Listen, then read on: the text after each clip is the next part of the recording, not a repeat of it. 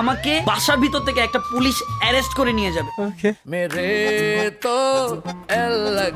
বৈষম্য বিরোধী আন্দোলনের যাত্রাবাড়ি থানায় দায়ের করা হত্যা মামলায় কন্টেন্ট ক্রিয়েটর তৌহিদ আফ্রিদিকে গ্রেপ্তার করেছে পুলিশের অপরাধ তদন্ত বিভাগ সিআইডি।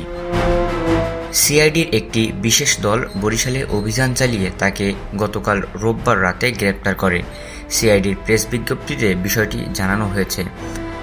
এ মামলায় প্রধান আসামি সাবেক প্রধানমন্ত্রী শেখ হাসিনা, দ্বিতীয় আসামি সেতুমন্ত্রী ওবায়দুল কাদের এবং তৃতীয় আসামি পুলিশের সাবেক আইজিপি আবদুল্লাহ আল মামুন।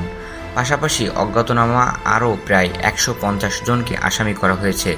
ওই হত্যা মামলায় ১১ নম্বর আসামি ছিলেন তৌহিদ আফ্রিদি। একই মামলার অন্যতম আসামি ও তৌহিদের বাবা মাই টিভির চেয়ারম্যান নাসির উদ্দিন সাথীকে গত ১৭ আগস্ট ঢাকা মহানগর গোয়েন্দা পুলিশ ডিবি গ্রেপ্তার করে।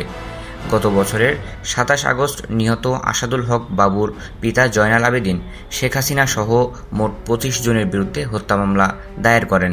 পরবর্তীতে আদালতের নির্দেশনা অনুযায়ী ২০২৪ সালের ৩০ আগস্ট মামলার এজাহার তৌহিদ আফ্রিদি ইউটিউব ও সামাজিক যোগাযোগ মাধ্যমে কন্টেন্ট তৈরি করে তরুণদের মধ্যে জনপ্রিয়তা পান।